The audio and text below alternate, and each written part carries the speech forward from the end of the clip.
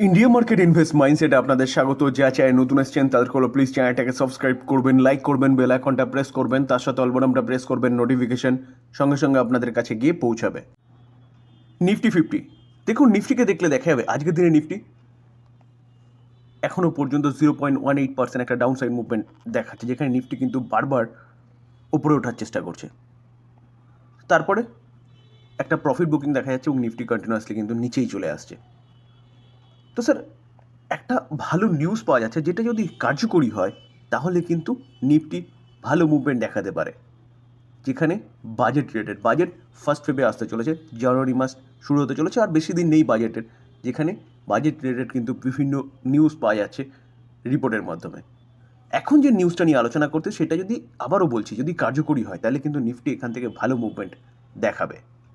Sir, এই article দেখলে দেখা যাবে ইউনিয়ন বাজেট 2025 যেটা ফার্স্ট ফেবে আসতে চলেছে, সেখানে অ্যাবলিশ করার কথা বলছে। কি? এসটিটি, অর্থাৎ সিকিউরিটি ট্রানজ্যাকশন ট্যাক্স। সেই ট্যাক্সকে কী করার কথা বলছে? রিডিউস করার কথা বলছে। কারণ কারণ মার্কেটের ইনভেস্টার যারা, তাদের উপরে কিন্তু ব্যাপক ট্যাক্সের বোঝা কন্টিনিউয়াসলি গভর্নমেন্ট চাপিয়ে যাচ্ছে। তো তার জন্যে কিন্তু এই এসটিটি এই ট্যাক্সটাকে কমানোর কথা বলছে, কিছুটা ট্যাক্সের বোঝা হালকা করার জন্যে। কাদের ওপরে থেকে? ইনভেস্টরদের ওপরের থেকে।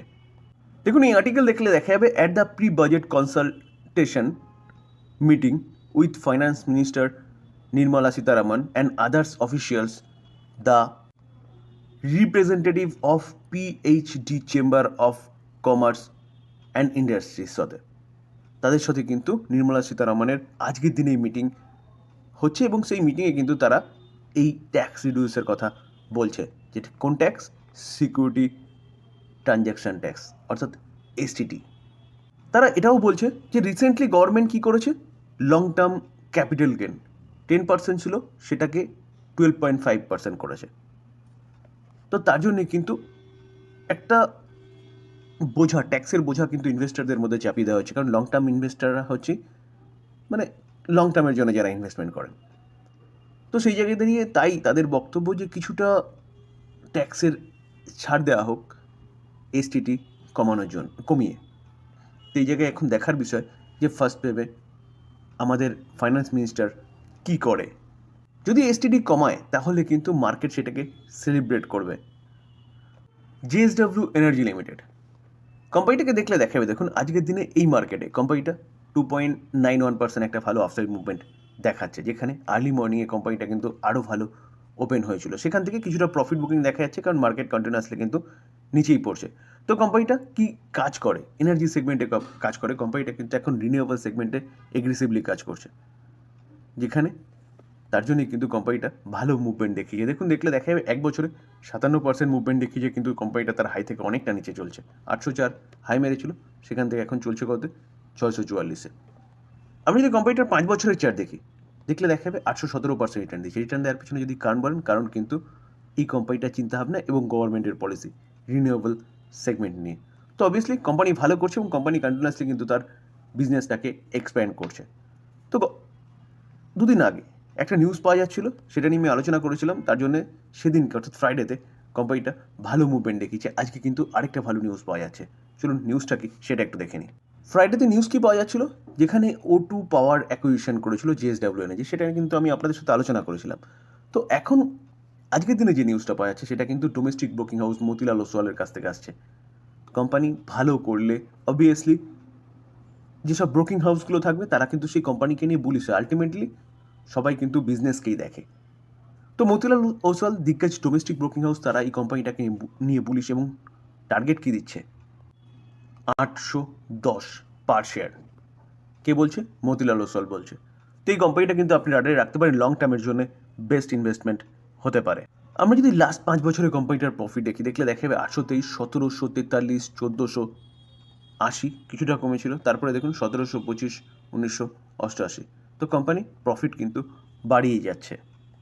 শেয়ার হোল্ডিং প্যাটার্ন দেখলেও দেখা যাবে সেপ্টেম্বর 2024 প্রোমোটার 69.32% স্টেক হোল্ড করছে। Domestic institution investor 14.92, foreign institution investor 14.92, এবং ডোমেস্টিক ইনস্টিটিউশন ইনভেস্টার তারাও কিন্তু 9.78% স্টেক হোল্ড করছে। এবং বাদবাকি পাবলিক, আর পাবলিকের স্টেক কিন্তু কমেছে, 8% ছিল, সেখান থেকে এখন 5% দাঁড়িয়েছে, এবং তার পাশাপাশি ফরেন ইনস্টিটিউশন ইনভেস্টার দেখুন 8% ছিল, সেখান থেকে 14% গেছে।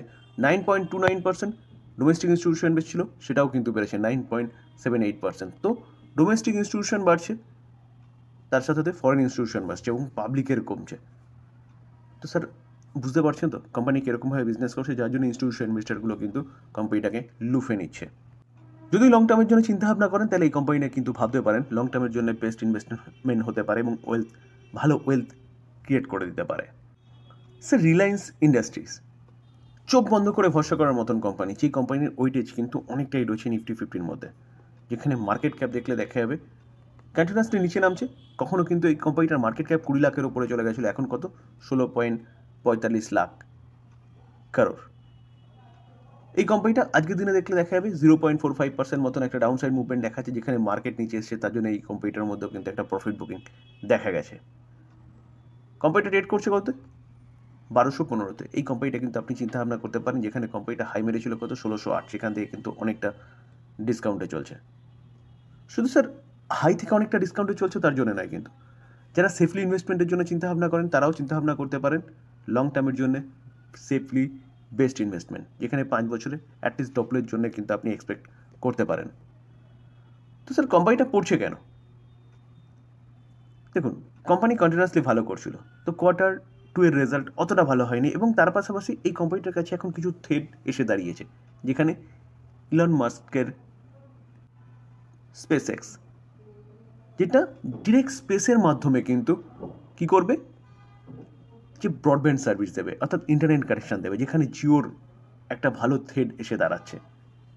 তার পাশাপাশি জিও মার্টের কাছে থ্রেড হয়ে দাঁড়িয়েছে কুইক কমার্সের কোম্পানিগুলো, যেখানে ব্লিঙ্কিট বলুন, জেপ্টো বলুন, কারণ রিলায়েন্সে জিও কুইক কমার্স নিয়ে কাজ করছে, ঠিক আছে, কিন্তু মার্কেট শেয়ার জিপ্টো, তার পাশাপাশি ব্লিঙ্কিট, এদেরকে ইনস্টামার্ট, এদের কাছে কিন্তু ম্যাক্সিমাম মার্কেট শেয়ার রয়েছে বা মার্কেট ক্যাপচার করে রেখেছে, যেখানে রিলায়েন্সকে কিন্তু অনেকটাই বলতে পারেন অসুবিধার মধ্যে পড়তে হচ্ছে। তো এই কারণে কোম্পানিটা নিচে এসছে। তো কোম্পানিটার বিজনেস কিন্তু শেষ হওয়ার মতন বিজনেস নয়, কংগ্লোমেরেট কোম্পানি, এই কোম্পানির বিজনেস কিন্তু শেষ হওয়ার মতন নয়।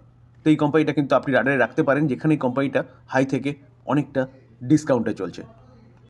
মার্কেট পড়ছে, কোম্পানিটাও নিচে আসছে। মার্কেট যদি এখান থেকে ভালো মুভমেন্ট দেখানো শুরু করে তাহলে এই কোম্পানিটাও কিন্তু কামব্যাক করবে। তো এই কোম্পানিটা আপনি কিন্তু আপনার ওয়াচ লিস্টে বা রাডারে রাখতে পারেন, লং টার্ম ইনভেস্টমেন্টের জন্য সেফলি ইনভেস্টমেন্ট হতে পারে। কেপিআই গ্রিন এনার্জি কোম্পানিটাকে দেখলে দেখা যাবে কোম্পানিটা এখনও পর্যন্ত 0.67% একটা ভালো মুভমেন্ট দেখাচ্ছে। ভালো কেন বলছি, যেখানে মার্কেট নিচে আসছে এই কোম্পানিটা কিন্তু পজিটিভ ট্রেড করছে। আর্লি মর্নিংয়ে কোম্পানিটা ভালো গ্যাপ আপ ওপেনিং হয়েছিল এবং 3% 3.5% মতন কিন্তু আফসাইড মুভমেন্ট দেখিয়েছিল। অবশ্যই মার্কেটে প্রেশারের জন্য এই কোম্পানিটাও নিচে এসছে। নাম শুনেই বুঝতে পারছেন কোম্পানিটা কোন সেগমেন্টে কাজ করে। কোম্পানিটা কিন্তু রিনিউয়েবল এনার্জি, বিশেষ করে কোম্পানিটা সোলার এনার্জি সেগমেন্টে কাজ করছে, এবং কোম্পানিটা ভালো কাজ করছে বলে কিন্তু কোম্পানিটা ভালো রিটার্ন জেনারেট করে দিয়েছে। আমি যদি রিটার্ন দেখলে দেখা যাবে কোম্পানিটা 1 বছরে 69% রিটার্ন দিয়েছে। আমি যদি কোম্পানিটার 5 বছর রিটার্ন দেখলে দেখা যাবে 813, সরি এটা এনএসসিতে আমরা দেখছি, চলুন বিএসসিতে একটু দেখে নিই। আমরা বিএসসিতে চলে এসেছি এবং এখান থেকে যদি আমরা 5 বছর রিটার্ন দেখলে দেখা যাবে দেখুন 5 বছরে 13,593% রিটার্ন দিয়েছে। কেন? কোম্পানিটার বিজনেস, যেখানে কোম্পানি কিন্তু কন্টিনিউয়াসলি ভালো বিজনেস করছে। এবং এনএসসিতে কেন 800 দেখাচ্ছিল, কারণ এনএসসিতে 2022 থেকে কোম্পানিটা লিস্টেড হয়েছিল, তো বিএসসিতে প্রথম থেকেই লিস্টেড ছিল। তো চলুন দেখে নিই কোম্পানিটাকে নিয়ে কী নিউজ পাওয়া যাচ্ছে, যেখানে যার জন্য কোম্পানিটা আর্লি মর্নিং এতটা ভালো মুভমেন্ট দেখিয়েছিল। দেখুন কোম্পানিটা 4% মতন ভালো মুভমেন্ট দেখিয়েছিল আর্লি মর্নিংয়ে, যেখানে মুভমেন্ট দেখানোর পিছনে যদি কারণ বলেন তাহলে commissioning 15 megawatt solar power project facility. আজকের দিনের নিউজ 30শে ডিসেম্বর 2024।